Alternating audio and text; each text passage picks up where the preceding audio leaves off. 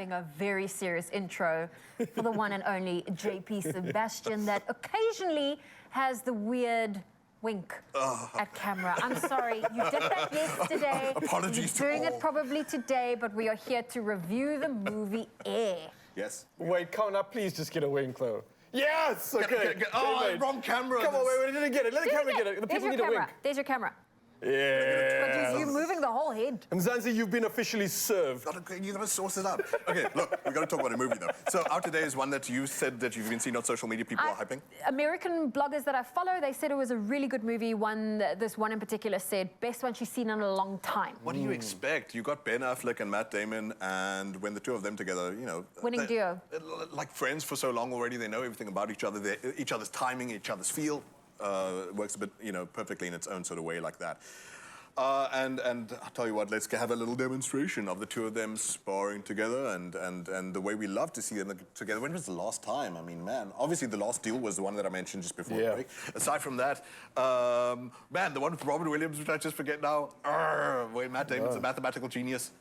Poop, forgotten. I'll tell you what, it's up in the air somewhere, and the two of those great actors are talking about finding the deal that will move the company in a direction that they don't expect, that will revolutionize the way we look at the way celebrities, athletes, whoever, mix with brands and fancy shoes, like this one. I'm willing to bet my career on Michael Jordan. Come on, man. You asked me what I do here. This is what I do. I find you players, and I feel it this time. Okay, it's risky. When you were selling sneakers out of the back of your Plymouth, that was risky. It took balls. I mean, that's why we're all here. Don't change that now. I mean, if you look at him, if you really look at Jordan, like I did, you're gonna see exactly what I see. Which is what? The most competitive guy I have ever seen. He is a killer. See this because I mean I read the book from Phil Knight's Shoe Dog. You're basically an expert. So Matt Damon plays Ben Affleck plays Phil Knight. Just so you know, Shoe Dog. Shoe Dog. I love the look that he's actually rocking there. It's quite real. All over the posters. Those crazy 80s sunglasses. He appears. Don't worry. You get neon lycra in this, and he wears very tiny shorts that will probably even more reason to go watch it. I think, you know, movies like this is great because I think, you know, starting off a business is never easy and people think it is, but they only see the fruits of your labor. Oh, yeah. The they final don't see product. everything that went into getting you to that moment, and I feel like this is what it's going to highlight. Absolutely, and what it does in a way, remember Ford versus Ferrari, which also had Matt Damon in it. Yes. That was with Christian Bale, however. It's pretty much a similar sort of story there. So where, you know, in that movie, Ford was saying, Matt Damon, we don't make performance cars, we just do buckies and, you know, long, slow sedan type things and whatever. And in this as well, this being the story about Nike Air, he is told by his boss, Phil Knight, he's like, we do running shoes. We're very low in the market. It was like 17% of share between other famous brands. What business do we have going into basketball? Basketball is a dead end to us.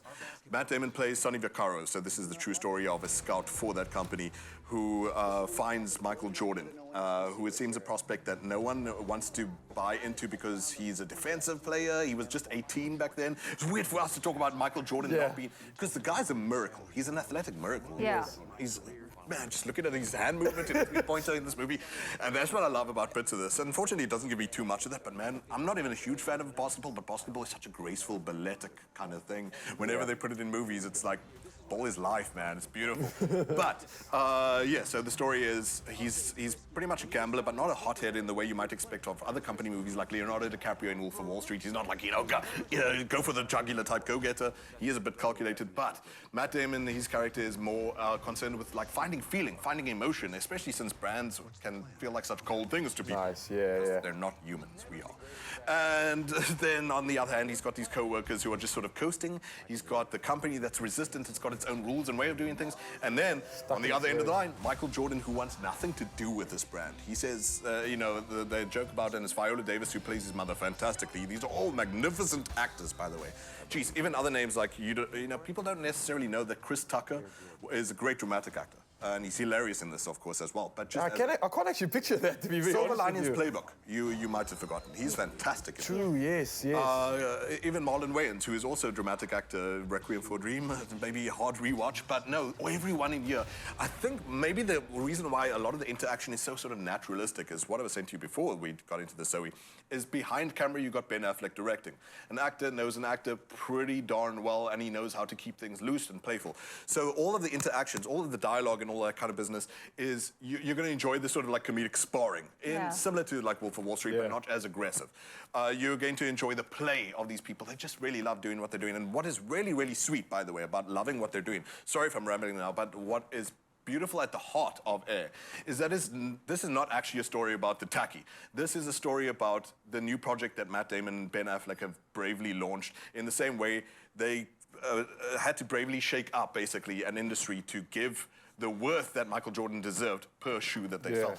Long story short is both Ben Affleck and Matt Damon have come up with a company called Artist Equity, where they said, you know what, screw it. Why doesn't cameraman Pete get a share of the profit? Why doesn't the makeup artist who did JP's face get a share of the profit? And so their new company, which this is their first movie for the two of them, shares profit across every single employee in the company. In the same way, Michael Jordan was told, you have to get a share of every shoe that is sold because you're right, mathematically and morally. This is a new form of method acting, eh? Incredible. And I mean, just to like give you more context, I mean, when Nike started out, they did not have cash flow. So to approach a big star wasn't possible for them because people were more interested in the financial gain behind it, not just an endorsement or the shoes. I want to see the numbers. So they tapped into Michael Jordan before he was big. But what was interesting was Magic Johnson declined an offer from them and took a cash deal from someone else. Oh, wow. And they offered him shares in Nike. If he had said yes, today that would have been worth $5.2 billion.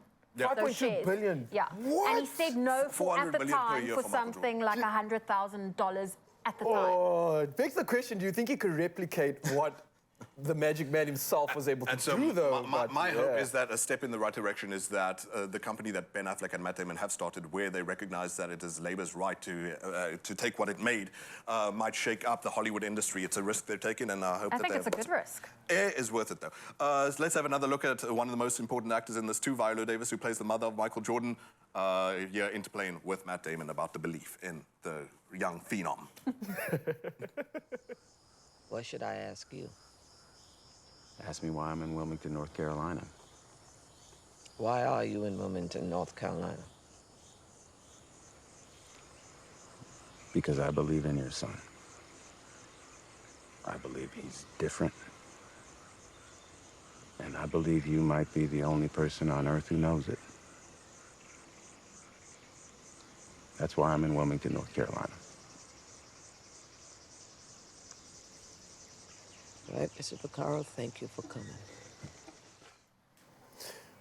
Class acts they are, and like I said, the fantastic together they were in The Last Duel. That was almost practiced just with Ridley Scott.